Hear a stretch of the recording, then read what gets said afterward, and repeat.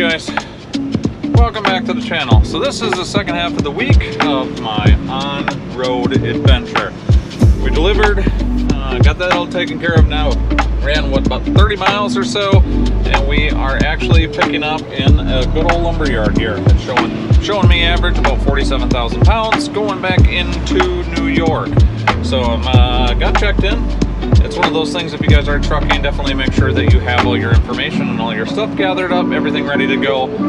Don't be playing on your phone. Be respectful to the people that do check you in, because if you get nasty with them or you're unprepared, unfortunately it does not go over very well. So one of those, just make sure I'm not in the way here, block number 5. Make sure you got your shit together as far as checking in and stuff like that. Makes your life a lot easier.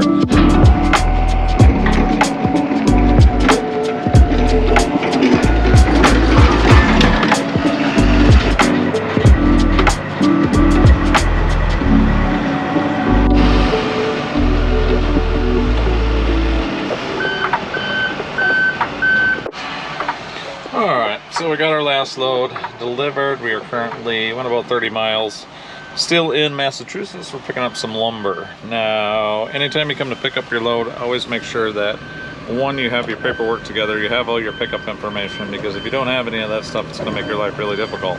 Certain places will actually, hold on a second. Anyway, certain places they'll actually kick you to the end of the line if you do not have that stuff and you're not prepared. So always make sure you've got everything together.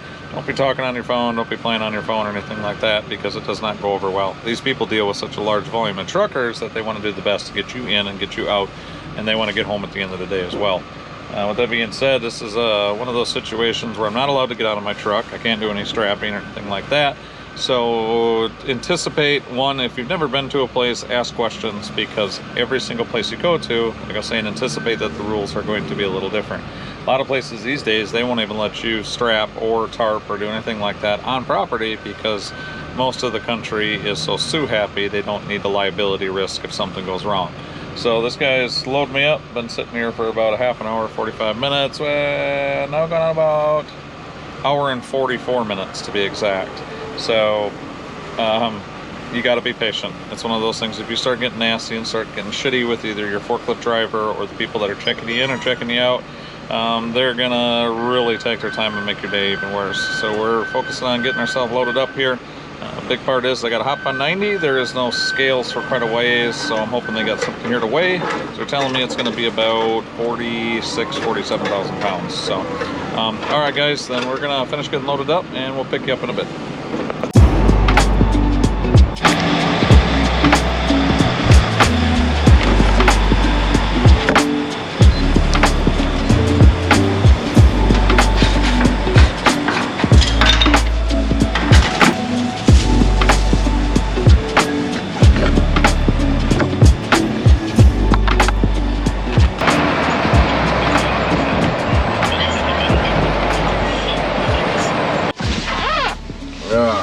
Good morning, ladies and gentlemen.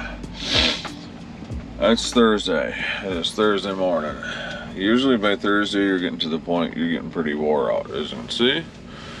And if you can see, I'm getting pretty wore out. You know, you run hard. There's another, I don't know, don't make sense, but another 14, 15 hour day yesterday. I'm in New York right now. The adventure's taking us mid-New York, and then we've got to pick up a paper machine going back to Wisconsin. So I should make it back for weekend plans for my next off-road adventure. So we are going to go get some coffee. We're going to go get a Monster and get our pre-trip done and get on down the road.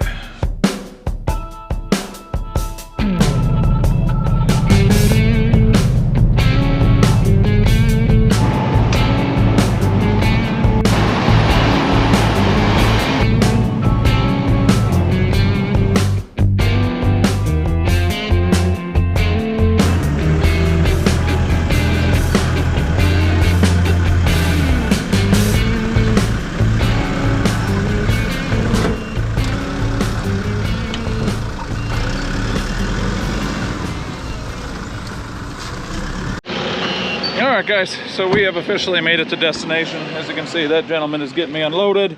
Now, it was kind of cool because I'm actually in the New York area. We ran Interstate 90, which we usually don't run that because of the cost of tolls, but that unfortunately is where, not unfortunately, where we picked up and where we dropped this lumber load. That's the route we had to take. Now, if you're curious, Proc now does set us up. They do dedicate us to a route. They give us the route information. They kind of want us to try to stick to that. Obviously, there's small variances for the most part, but it is kind of cool. There he is. Yeah, but anyway, so it is kind of cool running Highway 90. Not that I would want to live in New York, but it is kind of cool driving on that part of the interstate because it is a very scenic drive when you start getting up north of Buffalo and all that other stuff. Still kind of crazy that northern New York doesn't have a whole lot of snow. Most of the waterways and stuff are open, so that's kind of crazy. Now, as you've seen, I look pretty rough. So I'm just gonna wait while this gentleman finishes, getting me unloaded, and then we are on to the next one. I don't know how much recording I'm gonna be able to do at the next one because any recording that I do, I actually ask the people to make sure that it is okay, and not every single person wants you to throw a camera or put a camera up on their facility. So I always make sure that I ask before I do hit that record button. So with that being said, the next location we're going to is one of our, I would say our like premier customers. We do a lot with these guys, and I know they have some things that they kind of keep, I guess under wraps. So as far as in the facility or what I can really record, I do not know. So we're gonna wait for this gentleman to get finished up, and then we are gonna hop in the truck, send paperwork to work, start on my next load, and get her on down the road. All right, well, I'm back. What am I doing? I'm currently sitting in my truck editing videos because that's what I've got to do with myself right now. I had mentioned in my previous video, or I believe at the beginning of this one, that you have to anticipate that not everything is going to go perfect.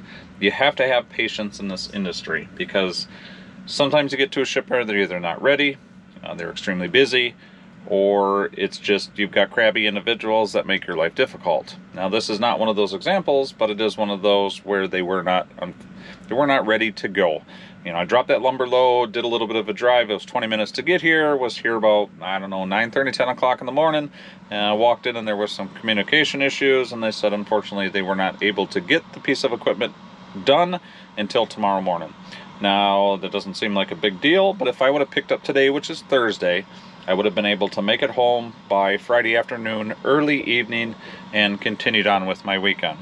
Now, that doesn't seem like a big deal, but unfortunately I did have plans on Saturday. Am I still going to get back and meet those plans? I sure am, because I have every anticipation to go back and ride one of these, and it will actually be the wife's first time on her machine. So I bet you 100% I'm going to haul ass and I'm going to get myself back there. So what do you do with yourself when you don't have time? You clean up your truck. So, cleaned up my house on wheels. I'm currently sitting here editing a video. And you ask yourself, that seems crazy. Well, that's exactly what things have been for a long time. Hence the reason for the name change on the YouTube channel.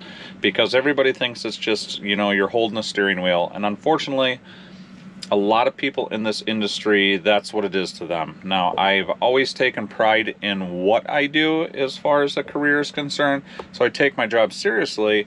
And that comes back to the name change, on and off-road adventure, because 5 to 6 days a week I am traveling across this entire country, and it can be an adventure. For example, here I am, had no anticipation that this was going to be late, so I'm going to make the best of my time, continue editing videos. It's one of those hurdles sometimes you have to deal with while being on the road. So you've got the on part of the adventure, which is me driving truck. And remember, in the comments, if you have any questions or if you feel that this is an industry that you might want to get into, I'm not a long timer and I've only been in this industry going on 6 years, but maybe I can point you in the right direction or answer some questions. If it's something, do I want to get into this? Is the money worth it? Why do you do it? Throw it in the comment section. If you don't want to see these videos, throw that in the comment section too. So this is the on-road portion of things. We've got the off-road side of things, which is the Polaris Scramblers that we currently have. And then the part of the adventure part is going to be the Toyota Tacoma. We have some things that are going to be going on the back of that. We are going to be making some modifications, and it is going to be set up for a Overlander style rig. So we are super pumped about that as well. So, like, I guess moral of this entire story, you sit here, I've got my drones, got my charging stations, my house on wheels is cleaned up, and I am going to continue to sit here and edit videos. And that's the way it has been for me for the last, I'm saying 4 years. 4 years now that I've been doing YouTube. My days usually consist of close to 11 hours of driving. Time you load and unload ends up being a 12, 13, 14 hour day every single day. I get done, I eat, I clean up if a shower is available, and then I sit down and edit videos for another 3-4 hours, rinse, repeat. So that's why it's very important to me, guys. If this is content that you guys appreciate, for me taking the time to, you know, mash through these videos, try to produce, I don't know, what I feel is a great video, don't forget, hit that subscribe. If you want, throw comments out there, share it with your friends. But for now, I've got a salad in my fridge, I've got stuff to drink, I've got a warm truck, and I've got a video to edit. So we are going to continue doing that. And we'll pick you guys up in the morning.